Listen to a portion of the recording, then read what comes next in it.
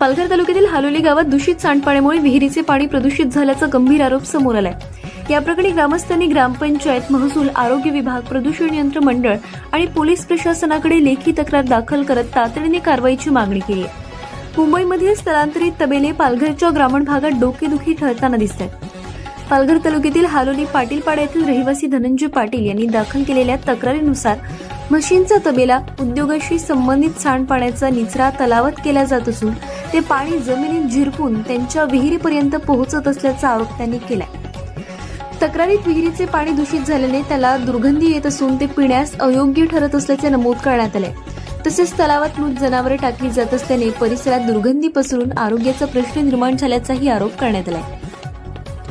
वारंवार सांगूनही परिस्थितीत सुधारणा न झाल्याने अखेर संबंधित विभागांकडे लेखी तक्रार करण्यात आली असून सांडपाण्याची योग्य विल्हेवाट लावावी, पाण्याची तपासणी करावी आणि दोषींवर कठोर कारवाई करावी अशी मागणी तक्रारदारांनी केली आहे। स्वच्छता व सांडपाण्याची योग्य विल्हेवाट न लावल्यास ग्रामस्थांनी आंदोलनाचा इशारा दिलाय।